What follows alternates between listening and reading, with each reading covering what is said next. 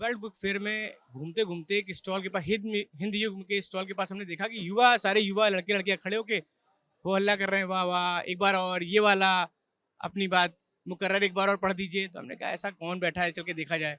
तो देखा तो युवा दिलों की धड़कन रितेश अजवाड़ा यहाँ बैठे हुए थे। तो रितेश की बुक है इश्क बगावत, किताब हम पढ़ चुके हैं। रितेश इससे पहले हमारे साहित्य आज तक में आ चुके हैं, हम रितेश को इसलिए जानते हैं अच्छे से। तो हमने एक बार कहा कि रितेश से बात कर ली जाए। रितेश, पहले तो आपको बहुत स्वागत है। बहुत धन्यवाद दोस्त। अगर पूछा जाए कि रितेश क्यों है युवा दिलों की धड़कन, वो उस कोई गीत एक समझ में आए तो? यार मुझे लगता है कि इस बात का जवाब नौजवान वही यूथ मेरे भाई दे सकते हैं, साथी दे सकते हैं।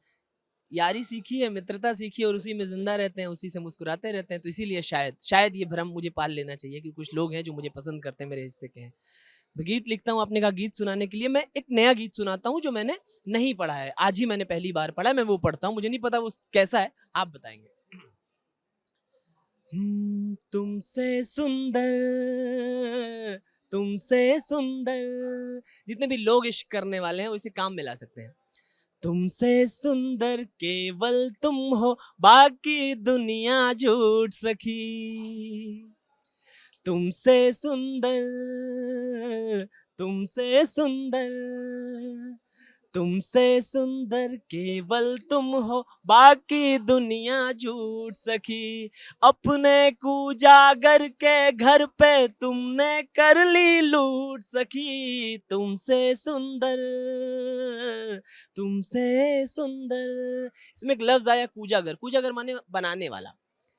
तुमसे सुंदर, तुमसे सुंदर, चांदी चांदी देह रंगी है, पन्ना पन्ना आंखें। चांदी चांदी देह रंगी है, पन्ना पन्ना आंखें।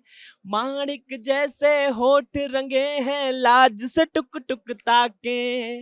माणिक जैसे होठ रंगे हैं, लाज से टुक टुक ताके। रातों से मांगी है रातें हो, रातों से मांगी है रातें, तब जा कर के बाल रंगे। रातों से मांगी है रातें, तब जा कर के बाल रंगे। सालों तक वो हाथ महकते जिसने तेरे गाल रंगे। सालों तक वो हाथ महकते जिसने तेरे गाल रंगे। उसका भाग संवर जाएगा, उसका भाग संवर जाएगा, उसका भाग संवर जाएगा, जिससे जाओ रूठ सखी। अपने कूजागर के घर पे तुमने कर ली लूट सखी। तुमसे सुंदर, तुमसे सुंदर। छोटा सा गीत है, इसका आखिरी बंद। नींद नहीं देखी है हमने तुमको देखा जब से।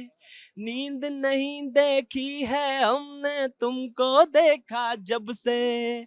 कंकर पत्थर सोना कर दे, क्या रिश्ता है रब से।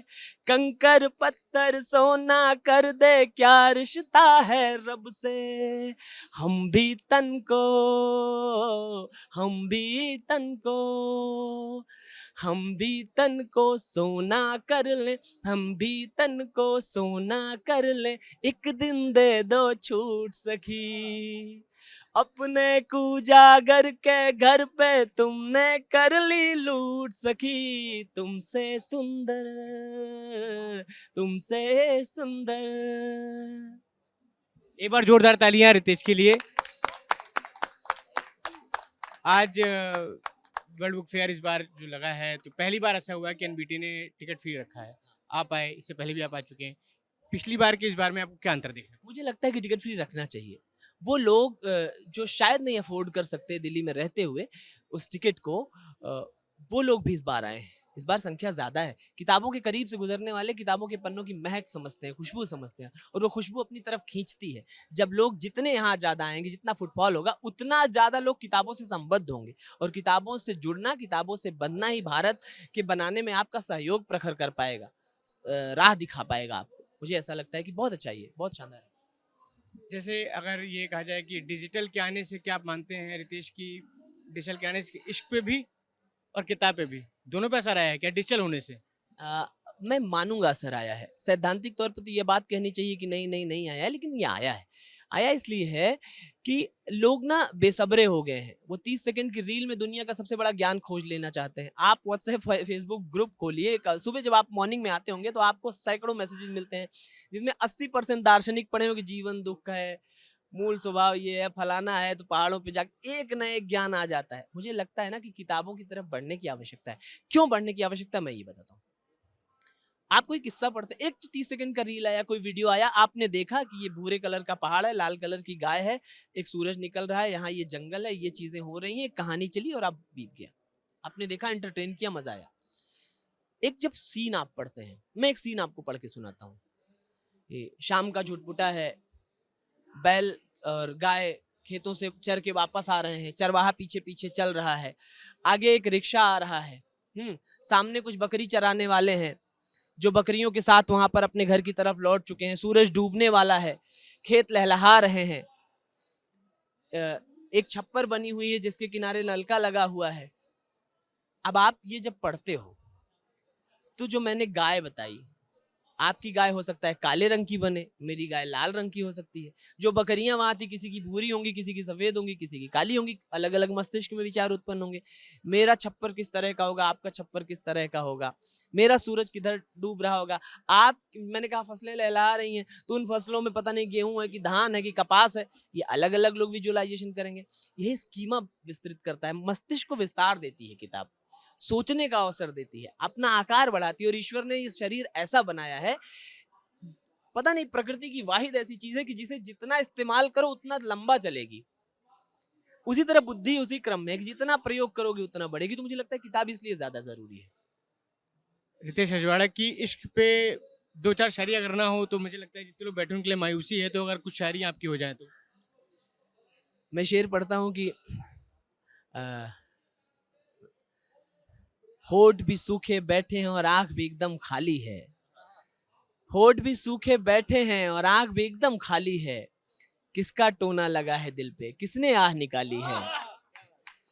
आते जाते मिल जाए तो नजरें फेरने लगता है, आते जाते मिल जाए तो नजरें फेरने लगता है, वो जो कहता रहता था कि आ जाओ घर खाली है, वो जो कहता रहता था कि आ जाओ घर खाली है।